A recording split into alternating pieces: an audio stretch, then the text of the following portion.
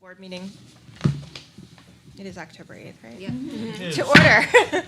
Ms. Meeker, will you take the roll? Ms. Boucher. Here. Ms. Hastings. Here. Ms. Higgins. Here. Mr. Richards. Here. Ms. Sadowski. Here. Ms. Walsh. Here. And I am here at 7. We have a quorum. Great, thank you. We were here tonight to hold a public meeting and make some decisions on the 26 budget.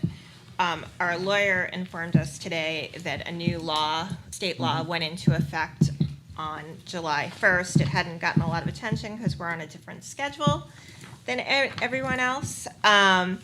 That will require us to do a number of different things, which means we cannot make final decisions tonight. We will have to hold another public hearing in roughly 10 days or so. We can go longer than 10 days. We are required to post the budget changes, not just the public notice of the meeting. We are required to do 3 different line graphs and 1 table on average cost per pupil adjusted for inflation, average teacher salary adjusted for inflation, administrator salaries adjusted for inflation, and a table on the top 4 administrative salaries. We are not allowed to put anything else on these charts other than our logo. And if we do not comply with this, people can sue us. So, Does this include a staff member, budgetary increase from the state for a staff member to execute all of this? no, and we're not allowed to say that, we're not allowed to tell people that we might have increased costs because of Well, not in new those- state laws. Wow. Are we supposed to label the graph? Yeah, we are supposed to label the graphs. It dictates what the font size shall be and the margins. So with that, we will repost, but we need to make some preliminary decisions in order to have something to post on our, following up on our discussion of closing the 26 gap that comes from school care, adequacy, the city valuation being lower than expected, and special education costs. So we had closed, we had a discussion about the first 3, and I think we need to follow up tonight and make a decision, some preliminary decisions on the special education costs and how we will address them. And I think Mr. Dunn has some thoughts. Yes, okay, so following up on Monday night's conversation, I will not go through the slides that I did that night, but I have added some more into this as we get to highlighting. Again, we had to make up a deficit that was just, we started to look at over the last month with the, as President Walsh said, state adequacy, the city valuation, and the school care assessment. So we needed to figure out how to mitigate $3.366983 million. The special education cost discussion did follow Monday night, and the way we did that through the budget was to use a combination of trust funds. We first mitigated that through trust funds as it relates to the student services, component of the budget, where we were going to take care of the 24-25 outstanding invoices, as well as items that you took care of on June 25th for the electric bus infrastructure, and then the new one for the high school roof or the ceiling in the auditorium.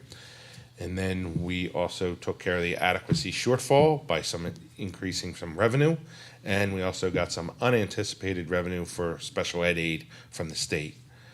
And then the 5th piece was the valuation, which means in order to keep the tax rate where we had projected in March, we would need to either raise revenue or create reductions of about $700,000. And we did that by reducing open positions that we haven't filled, professional services, supplies, equipment, and created some additional revenue through some tuition projections that we're seeing. So we mitigated all those two factors. And then we had to mitigate the healthcare assessment, which was the latest, the almost latest and greatest hit that we received, which was 1.996 million. And what we had proposed is that you pull $1 million out of your health risk reserve. You're already pulling out $1 million from March that you had proposed to kind of reduce some of the costs of healthcare. So the one-to-one appropriation for the second million will help pay for $1 million of that too. And then we're hoping between savings and the $1 million you have coming in revenue from the other $1 million from the health risk reserve, we would pay the final $1 million at the end of the year. If that didn't pan out, we will have a contingency plan to do that second portion, or some portion, whatever you want to decide, in the FY27 budget.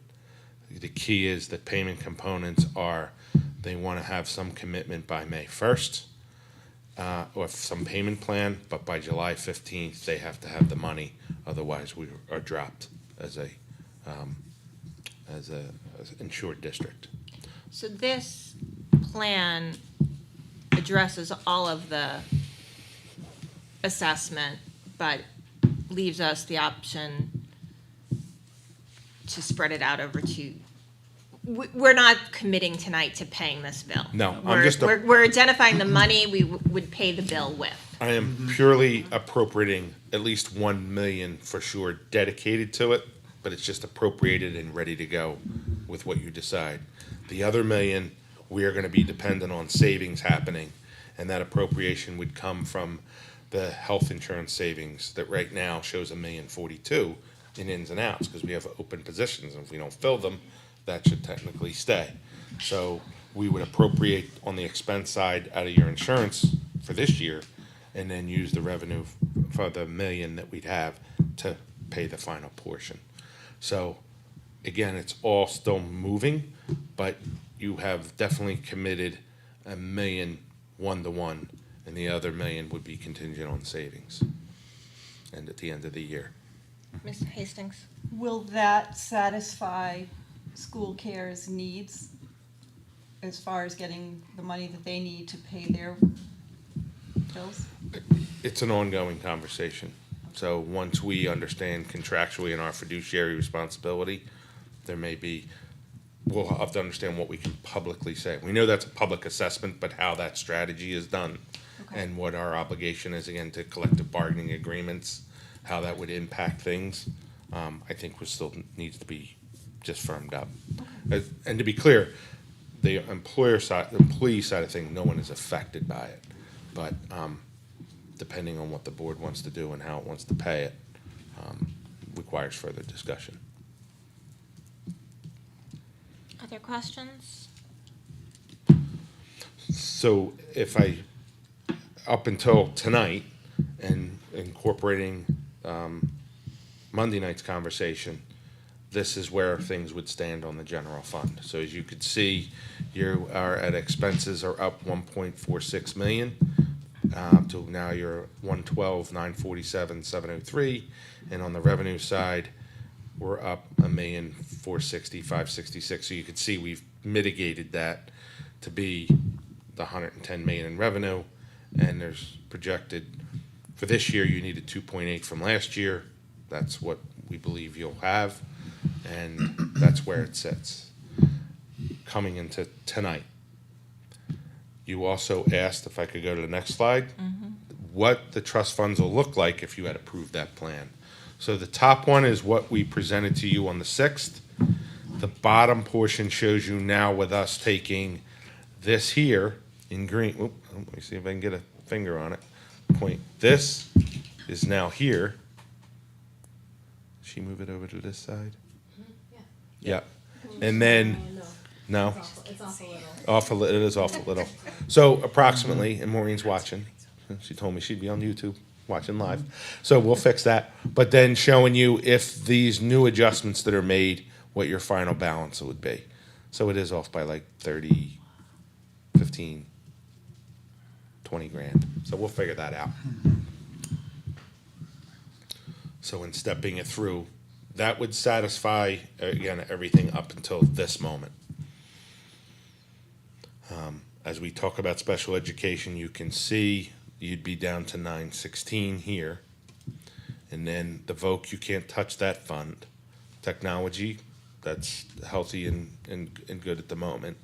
The Energy Trust Fund, fine.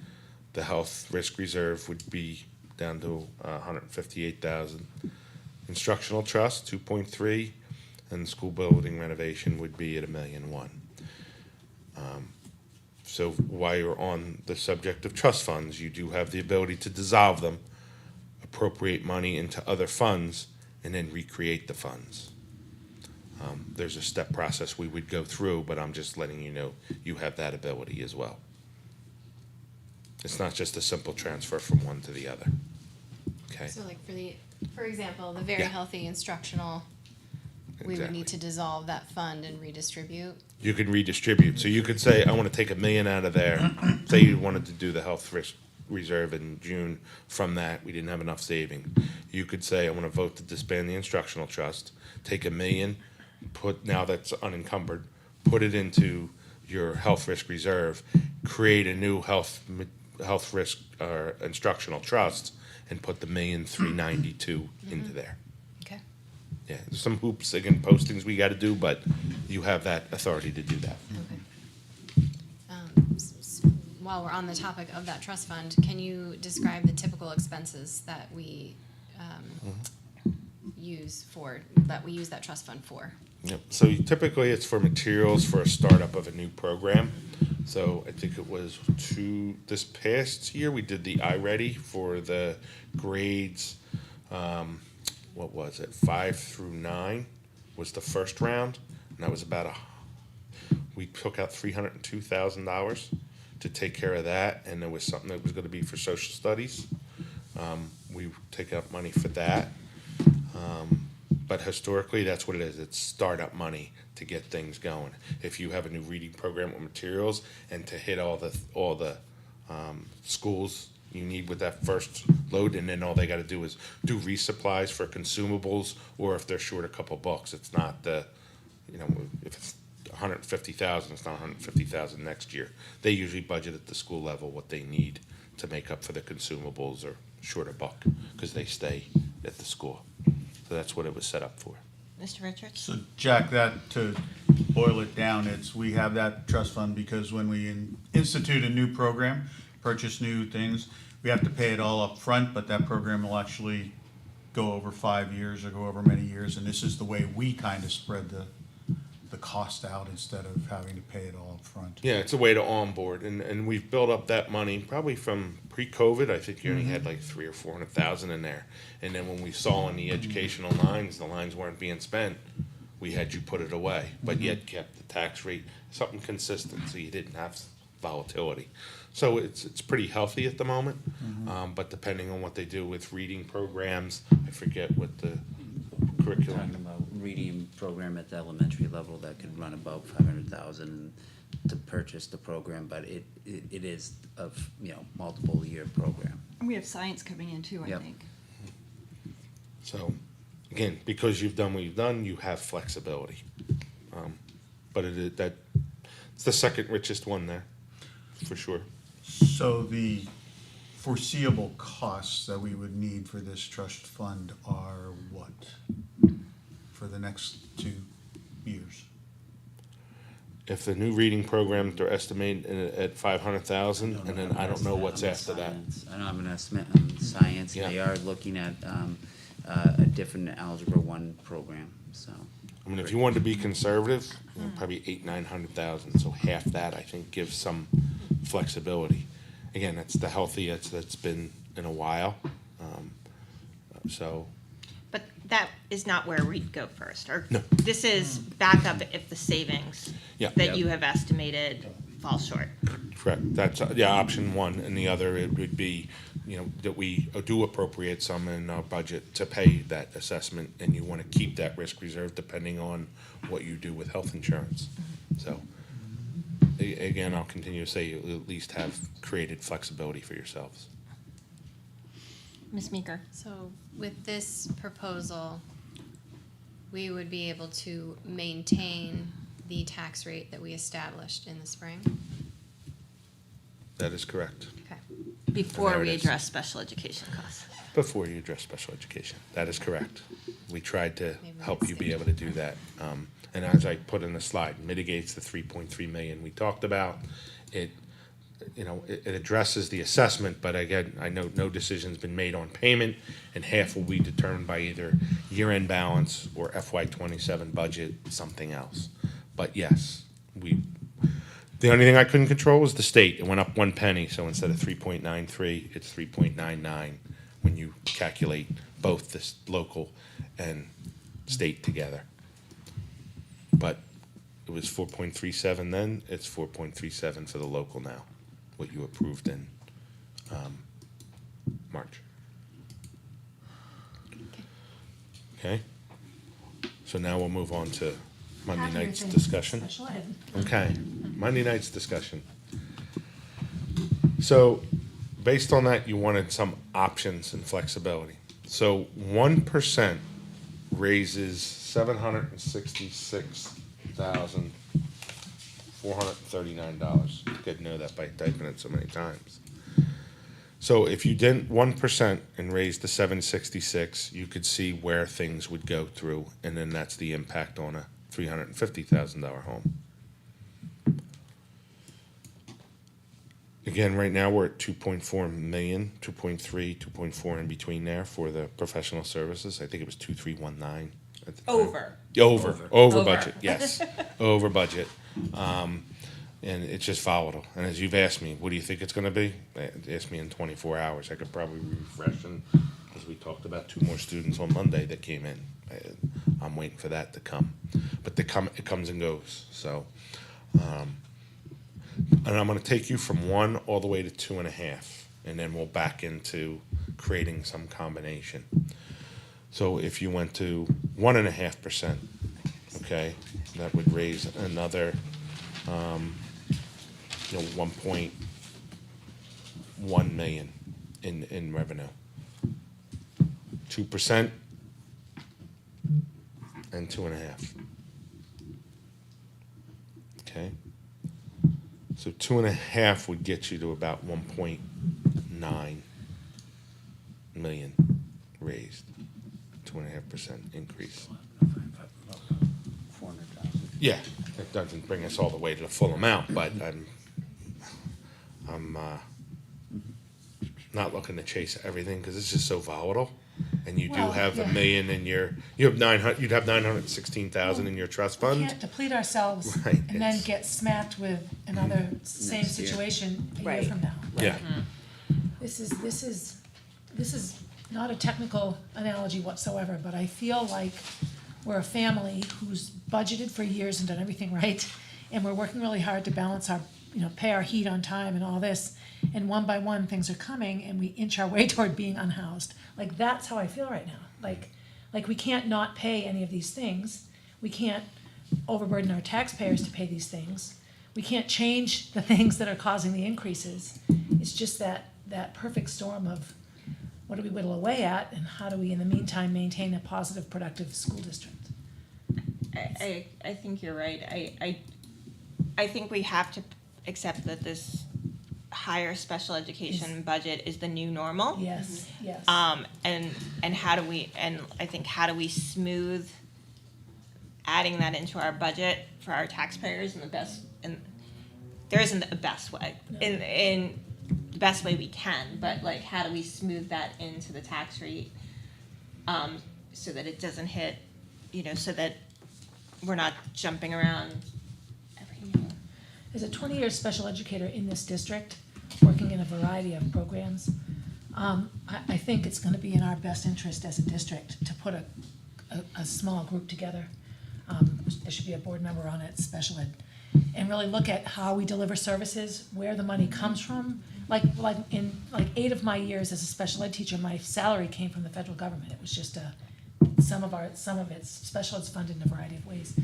And look at what can we do just as Concord School District to streamline and make our delivery of services more fiscally responsible and you know, my head's been spinning with this because it's, you know, services have changed over the years. We were talking about, I was thinking about when the district first did out of district people like Bill White, you know, contracted services. And, you know, back in the day, anyone with a severe disability went to Morrill School.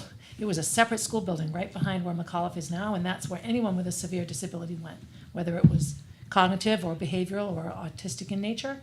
And then, so when these kids now were in public schools, it was a pull-out program in the schools. So you had a special ed teacher in a self-contained room with certain kids, and they went maybe not to their neighborhood school. And then came full-on inclusion, and now you have all types of kids in every school, which utterly increases the need for multiple qualified staff in every building, where the one positive side of grouping kids sometimes is that you can have one staff member cover kids from several different buildings.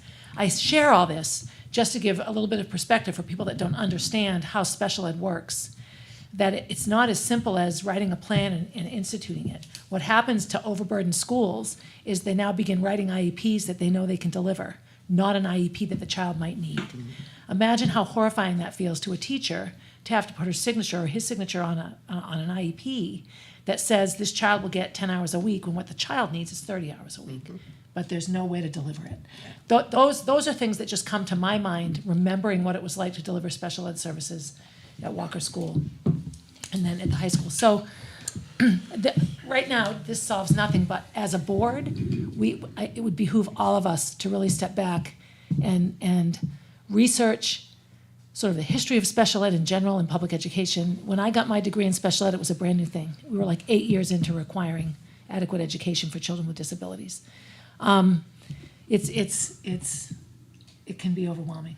And I don't mean to go on, but it's so much bigger than a paycheck right now. And as we discussed on Monday, an estimated $300,000 of that expenses is for charter school students, so that we're not necessarily using the most efficient methods, and that we're not getting about $200,000 in state reimbursements or adequacy payments for those students either. So it's about a $500,000 delta. So some out of charter schools insist that they hire, like Strong Foundations has their own staff to deliver special ed services.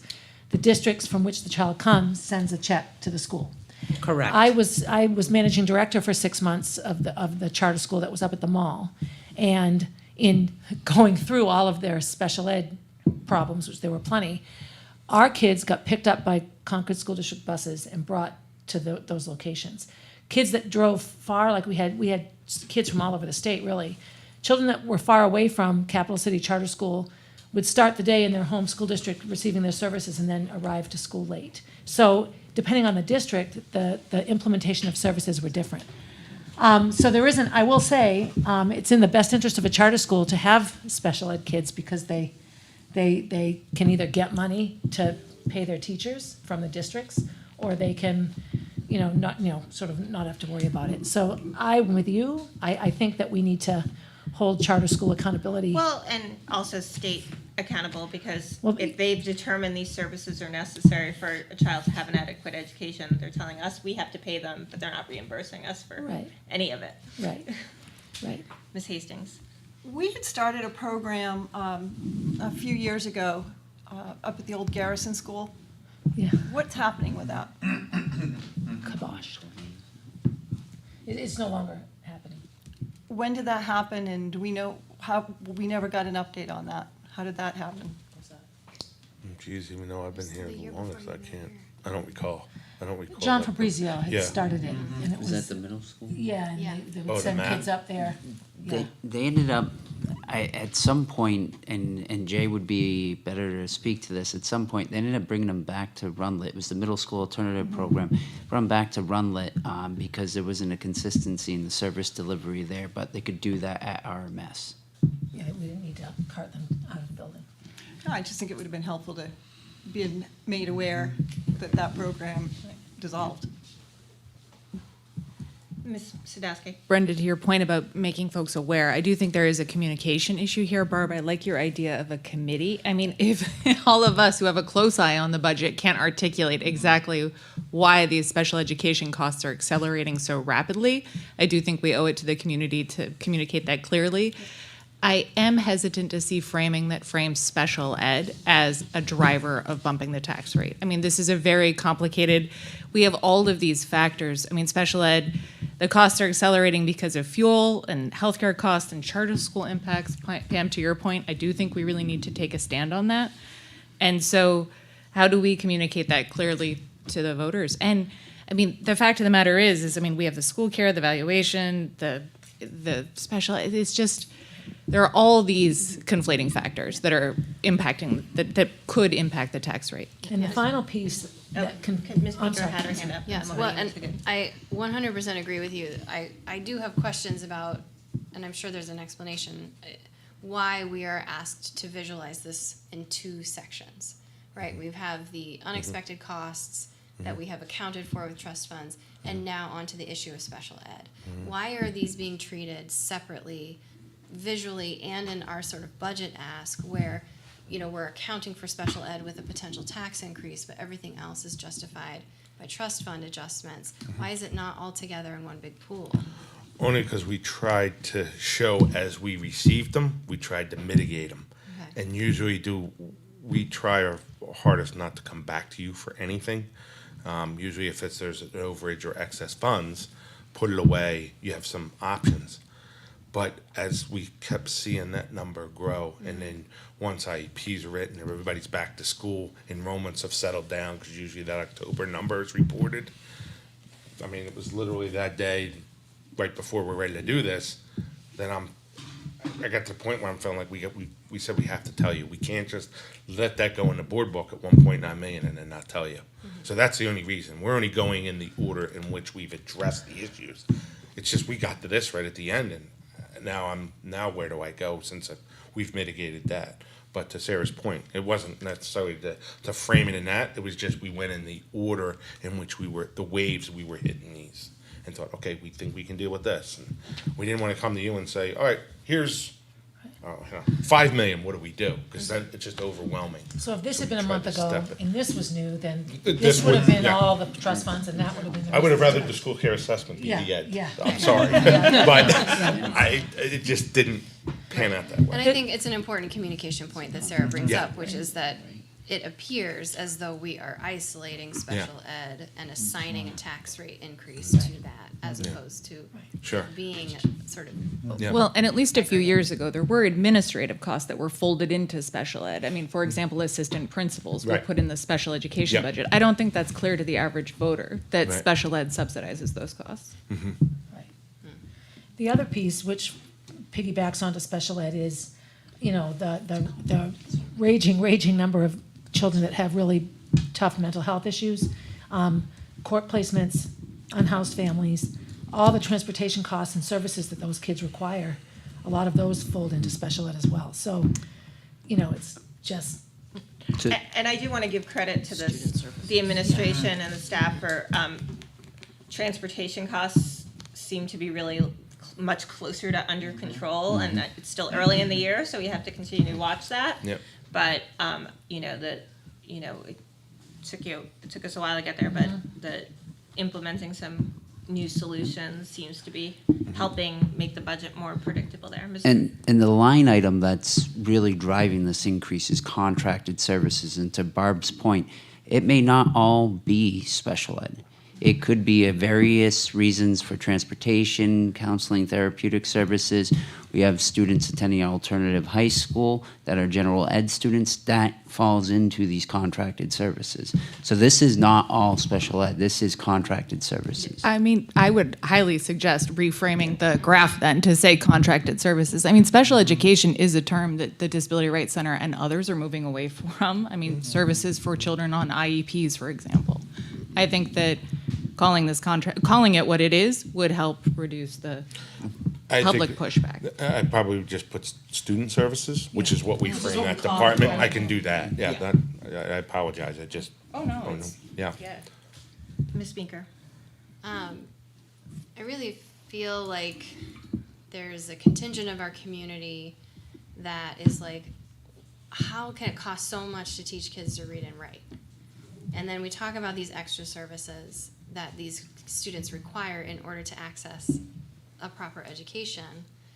And I feel like I want to blow out this picture even more, because when our students become unhoused, we are their safety net. When they're not getting food at home and they're not paying for their lunches, we are absorbing that cost. So we are taking on a lot of community cost where the social safety nets are abandoning our community, and the school and our local taxpayers are left to, we're like the last line of defense to feed and shelter and give therapy and clothe. I mean, we've all volunteered in these spaces doing the best we can. But I really think that this is the story of a community that is lacking in social safety nets. And I'm glad that we're here to do it, but at the same time, taxpayers need to know that this is part of a much bigger story. Ms. Mosca? Thank you. One of the things in your packet the other night was our homeless numbers for October 1st. Those numbers are up. Last October, it was 58. The number you got the other night was 73, I believe, in the packet. Also, you guys talked about court and foster place. That, again, is not something we control. If DHHS has to come in and remove a child from their home, what we want to try to do is obviously create stability for a child, and that might mean busing a child back to our school district here. And there's cost associated with that as well. To Dr. Herbert's point, when we look at out-of-district placements, it may not always be just special ed students. It's alternative programs that we're using for regular ed students. So it's the number, although great and large, it encompasses a variety of our students, and I think that's an important component to consider as well as we have the conversation. Yes, Mr. Richards.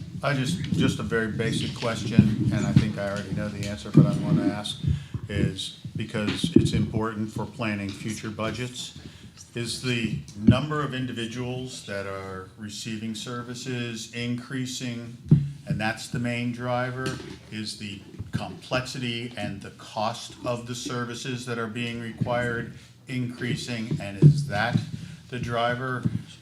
Is it a combination, and how do we look at this to forecast the next 3 years? Excellent point.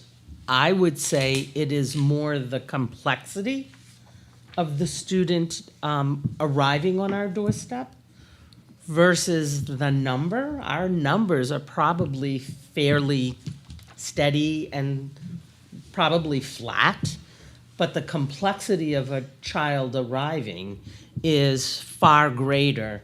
And I'll give you a small example.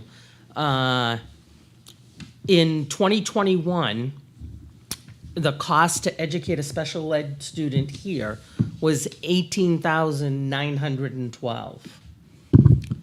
In 24-25, it was $26,121. So the complexity and needs of what's currently sitting here of all students. We have some students accessing alternative programs that may not necessarily be special ed, but again, are afforded the opportunity to continue to progress and hopefully get to the finish line, which is what all of us want, is someone walking across the stage with a diploma. So there's a cost associated for all of those things. Some costs are greater than others. Needs are greater than others. Thank you. So I think for future presentations, if we put it all together in one grouping, and that it's student services, mandated by state and federal law. Ms. Hastings. I just want to clarify for my own purposes and maybe people that are listening, there are 4 driving factors as far as I understand, to this situation that we find ourselves in. School, insurance, the city valuation, student services, and what was the fourth? Adequacy. State adequacy. State adequacy. And we have come up with potential mediation for 3 of those 4. And the one that we're stuck on happens to be the last one that rolled in. Exactly. And that is the one that we are trying to figure out where we could come up with Yeah. a mediation for that. Or we could we're looking at 5.6 million roughly in In total. shortfalls in revenues and increased expenses, and we've solved for 3.36 of it. So we have about $2.3 million to solve for.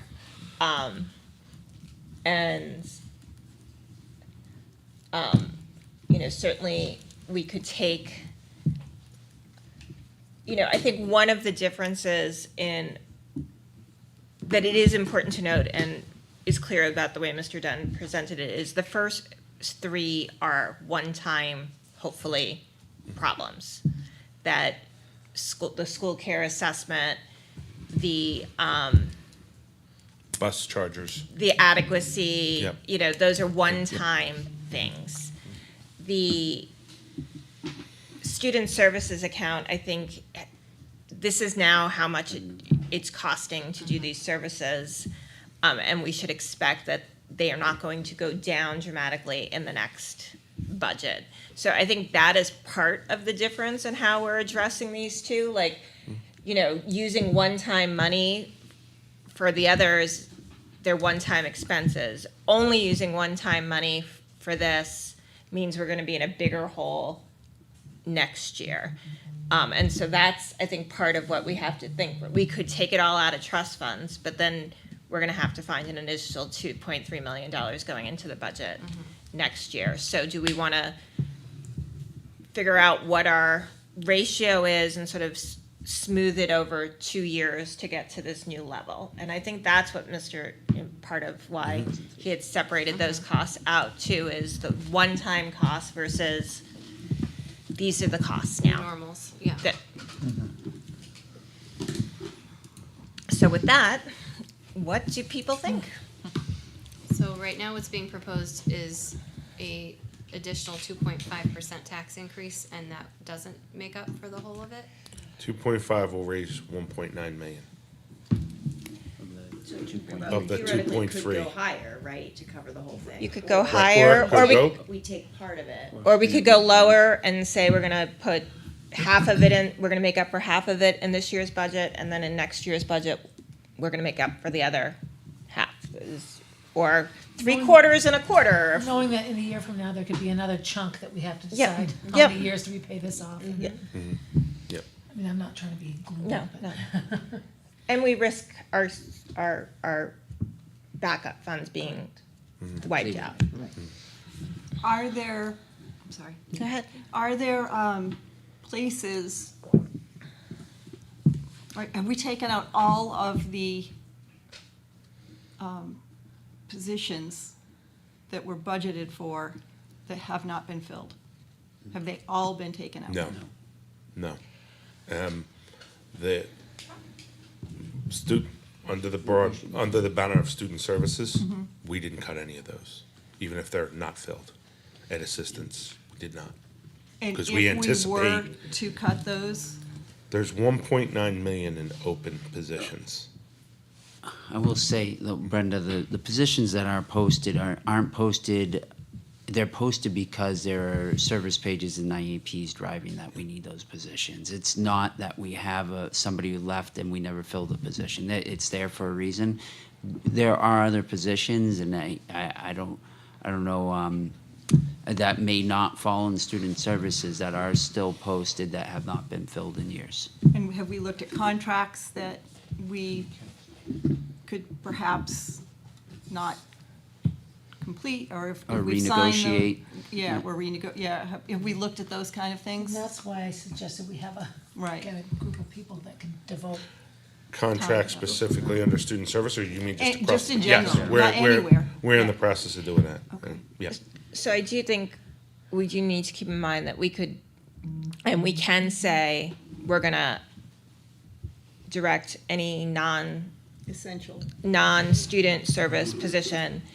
But if we count on additional savings for that, we're gonna have a problem on the other ends because our budget includes a carryover. Yeah. And that includes having a surplus at the end of the year that generally comes from the normal open position turmoil, not turmoil, ins and outs, as Jack said. So, it might only solve it on paper for now and just create a deficit at the end of the year, which we want to avoid. I do think that we should be more limited in filling open positions that aren't related to student services to make sure we have those savings and more if possible. And it would be good to have a report on open positions and which ones we anticipate filling and which ones we would hold. Sure, and I see that under the hiring of a public employee, so I see that as, some of that as a non-public Yep, session. that's Some fine. of it's a little more sensitive, some of it's no Yeah. problem, because it's out there, but if you want to have that conversation, we're ready to have that conversation. Is it worthwhile to look at the almost 2.4 million that we have in instructional and if we took the 1.9 from there, we don't have much left in instructional, Right. but it's running more along where it had been pre-COVID But then we would have to come up, Next year. it would. next year. It still isn't gonna, it's not gonna take care of it going forward, but it would take care of Yep. a tax increase now. Unless we want to increase it now so that we have it in the future as well, and we're not shocking people with a 5% the Right. following year.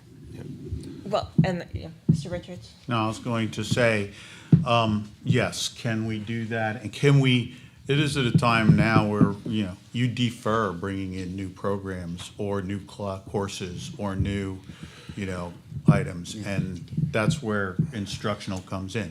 I don't like to do that, but I sure as heck don't see passing a 6.5% increase. I would in say with the taxes. instructional committee the other night with the presentations there, they made sure before anything was brought forward, there was no additional FTEs or costs to those programs.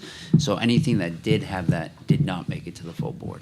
Well, I'm looking at some of the bigger programs that you may be anticipating in a year or two that may need to go to a year 3 or 4. Yep, It push would down the really road. frustrate me to reduce programs for students when we're buying electric buses and putting in charging stations. That would be a real problem for me as far as what's better for kids. So I'll ask that question, what, if we stopped any more currently on things we have not committed to on electric buses and charging stations, would that bring us, what money would that bring us, or are we already committed to that and that money is spent? Well, I think the thing is, that's all one-shot money, and when you committed to that, getting that $1,032,000, you definitely don't want those coming in and sitting, and everything that's needed and already, this is all gonna be buttoned up probably in the next 2 weeks, besides, let me say this, the groundwork, all that stuff will be done. There's some electrical gear that still has to come in, that'll be November. The buses, I'm told December 5th will be ready to ship, so, they're paid. That's helpful. We sent that money. As soon as the grant came in, it came out, because if we start earning money on it, there's a whole reporting mechanism. We just went in, went out. I know all Didn't of bother those with it. things, so Yeah. you're basically telling me that if I said, stop at where we are now, we won't save much money because we've already No, spent all and that. you're doing a one shot out of your trust, so And it's that not was- like it's affecting anything That that's was there. a decision, well, right now we're looking at our trusts, Sure, Jackson. oh yeah, no, I get it. So, but that was a decision that was made prior to any of these events, significant events that are causing us to be in this position. And that we cannot change that now. We've already committed, we paid the money. So, while I agree it's a good place to look, I think it's not a good place to look right now because there's already nothing there. It's already done. I think, Ms. Boucher? I agree with Brenda. I wouldn't like to see any upcoming instructional, but what we had just talked about prior to was that $1 million in the instructional trust fund is estimating to cover what's in the future. So there is the possibility to take $1 million from that add it to here to make that, instead of the full, what was it, 2.5%? Yeah. Can you bring up the trust A fund? million to that, and we'd still be able to raise part of that 1.9. you know, Sure, I- you thought about that already. Yeah, I think it's 2.3 is what we're looking for at this point. But then you So still if raise we, the next you know, and slowly I into think if we next split year. it in half, you know, might be, and then, you know, 1.2, 1.15, you know, this cycle, and then. So you know, 1.5% Is that on what, the rate. 1.5 is like 1.1 million. and then, Like, you know, let me make sure I'm. continue to look at these issues throughout the year, and then come back, Sorry. but then have Yeah. the trust funds as backup. Wait, so what are you proposing? You're I'm- saying keep the 2.5? No, I'm You're saying we lower only that. look to raise half of the 2.3 million this year, Yes, and we rely on our trust Yes. funds for the other half, so that would be about 1.5 of it. Okay. 1.149 is what that'll raise, that 1.5.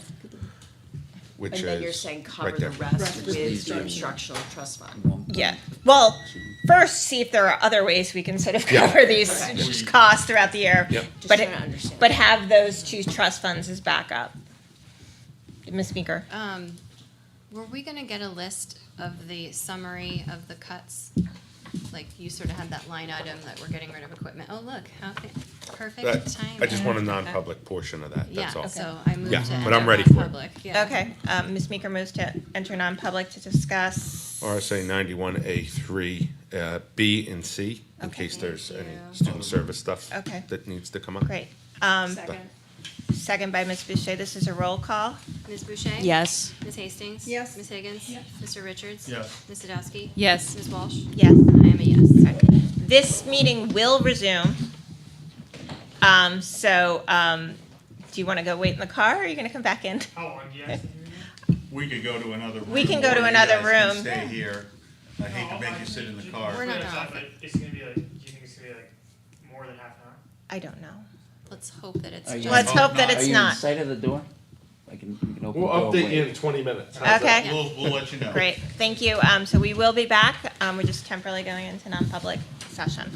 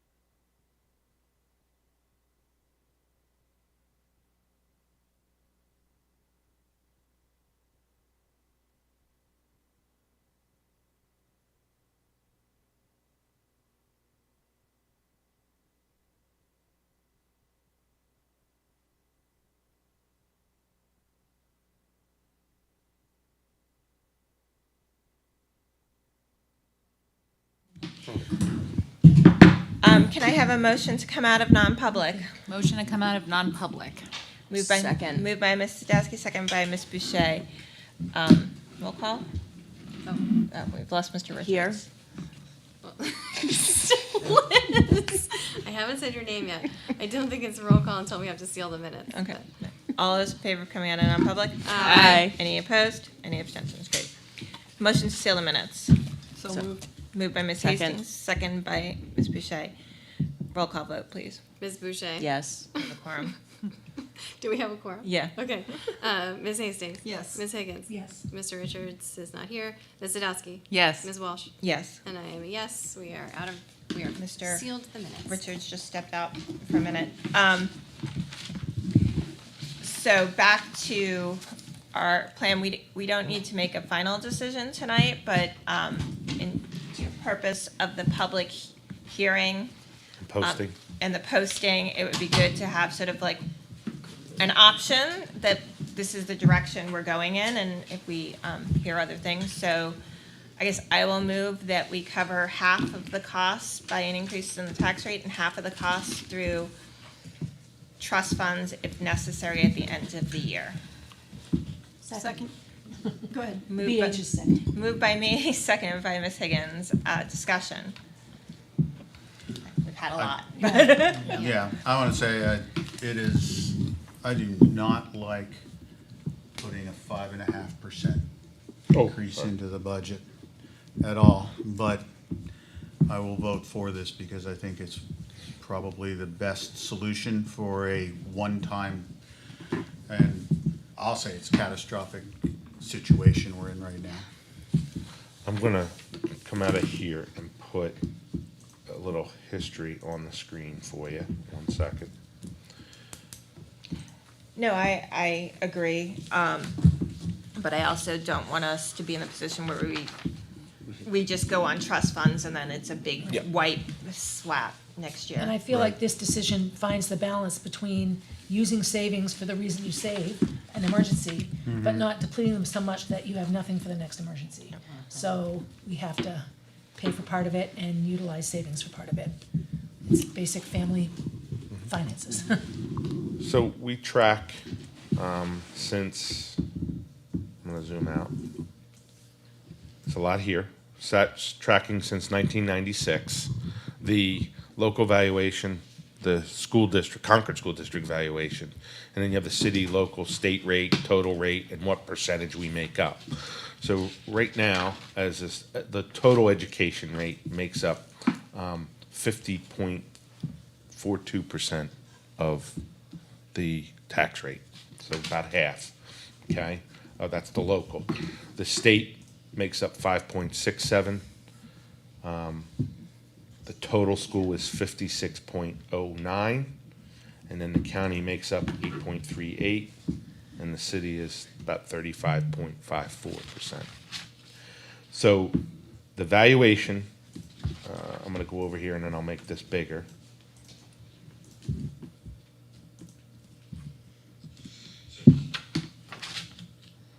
The average for the last 10 year, it has gone up 3.51%.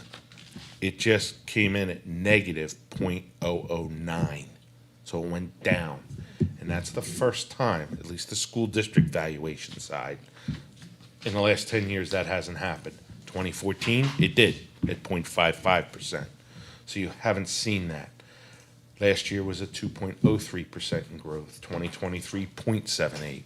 So, I apologize, let me try to get that a little bigger for you. Sorry.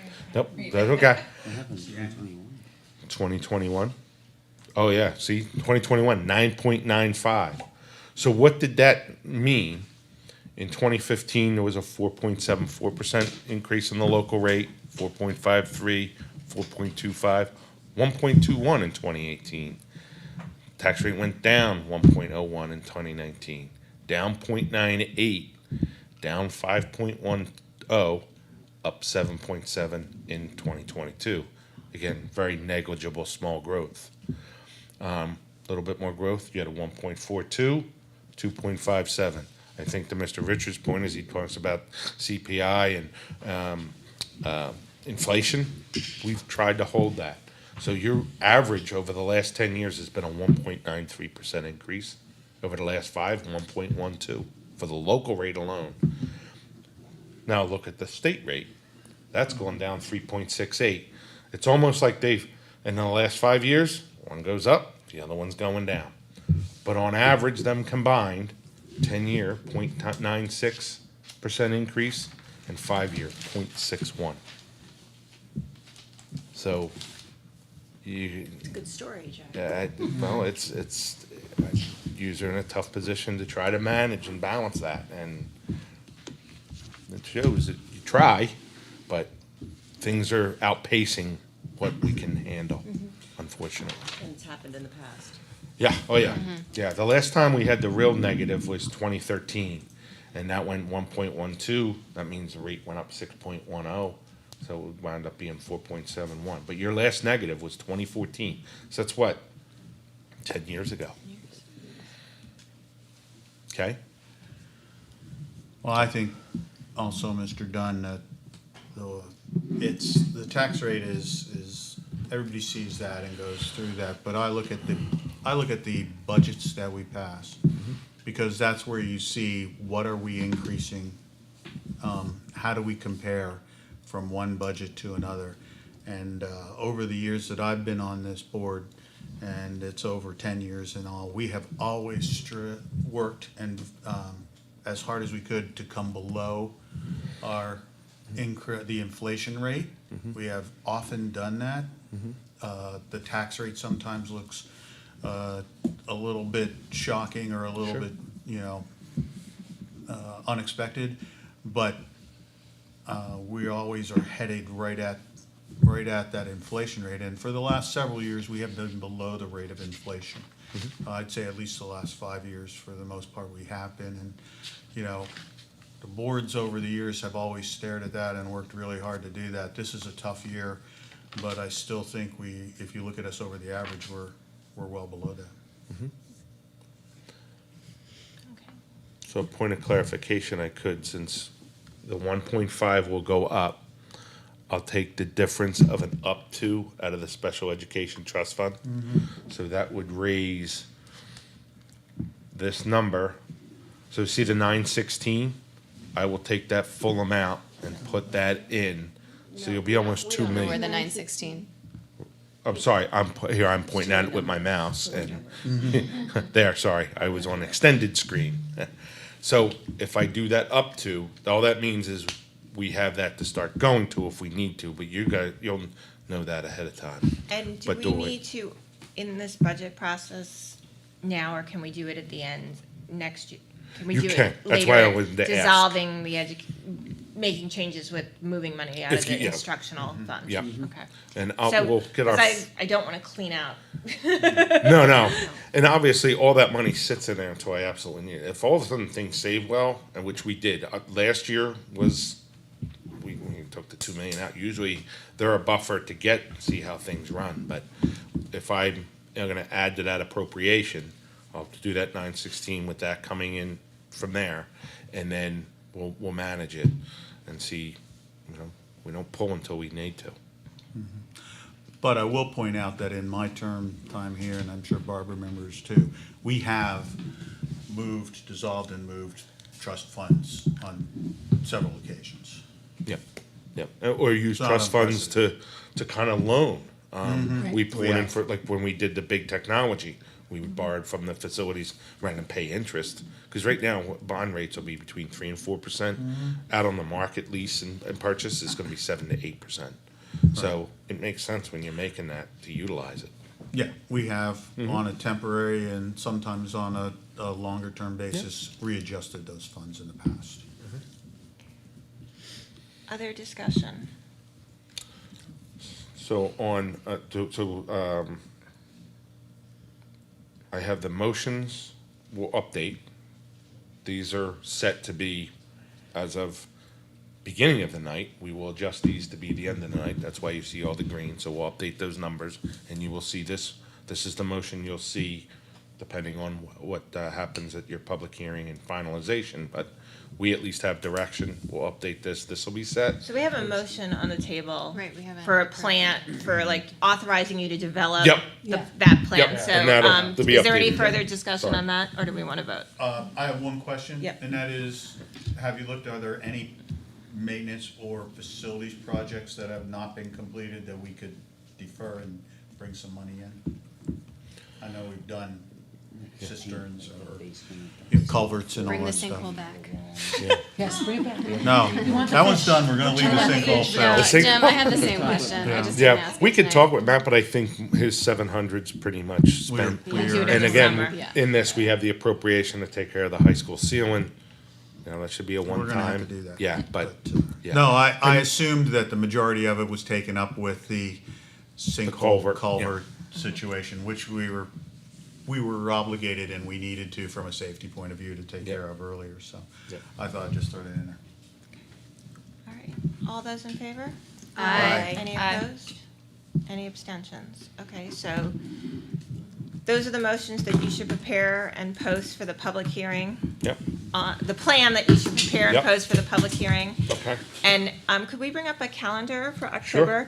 yep. The earliest we can do the public hearing is Friday, the 17th, I believe, which I don't think is really a great day to do that. I'll be at a golf. I do have one other question. Oh. The motion that we prepared, is this motion okay for also your public hearing? That once you appropriate that money, you're gonna direct us to work on the health insurance assessment? Wait, this is a motion you need tonight? No, He's saying, are we okay with this Please- motion please look going at the- forward for posting For for the the public assessment. hearing?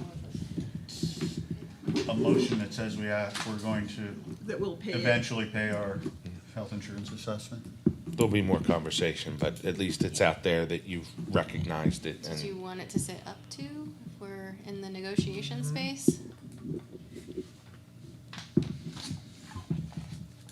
Pay up to an assessment of 1.9? Okay, yeah, I mean, can do that. I don't know if that's Yeah. all of it. Yep, I can do that, and let me get you a calendar.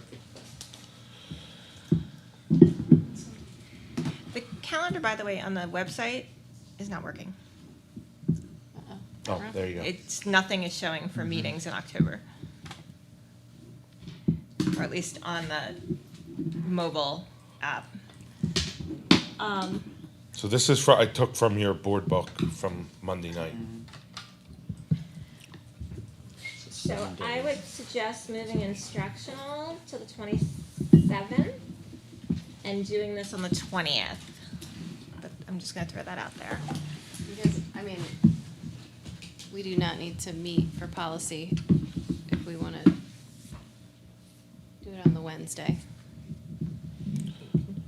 Do that too. So we I was put it just on the thinking- 20th. Do we have anything for instructional? Can you put both as tentative, and then we'll let you know tomorrow, because we gotta get through the posting requirements, and remember, they say 7 days, including Sundays, and holidays are exempt. Yeah, that. But now, how does that affect our charter, cause it's 10 days, so does that now make it 12 days, because, All right, you so, know, I don't know that yet. all right, so get a legal Yeah. opinion on that, and Yeah. we'll do the 20th and 22nd, 22nd. and, cause, You can yeah, make I gotta basically have it done by And Friday. hopefully if folks can make that. And we may be able to move instructional if we need to, to move community. Well, we'll have so the that- 27th and the 29th too, if we need to. And remember, this whole move up was because the city had asked us, so I'm talking with them to, Yeah, well. yeah, we Too bad. appreciate So it. Yeah, I know. Trying. All right, 6 PM. it'd be, we try and do all public hearing meetings at 6 PM. Oh, do we need to open it for public comment? I'm gonna do that right now. I was like, I'm I gonna- have the calendar is fine on 2 browsers, so maybe if you let me know your browser, we can try to do. Okay, it's here. Safari. It's just I had the same error on, So you're having. but I also Safari. use, yeah, I also use. Okay. Oh, you make it work. No, I don't have, let's see, I'm All right. on, that I'm on. So I'm gonna open for our public testimony, if there is any. And I am going to close, since there's no one here. Before we go, I just distributed to everyone, a posting for the superintendent search. I I don't know that we actually need a vote to post it, but we can do a vote to post it if folks would like. But I wanted to make sure board members saw this and to thank Ms. Guerin for her work on it. Thank you. So.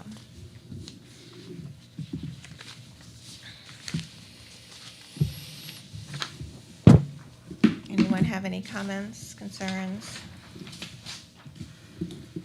So I'm sorry, I just got it, so. right, are you asking us to review this so that we can vote on it at a later date? Or, I don't think Or we we're need just- an actual vote to Okay. post it.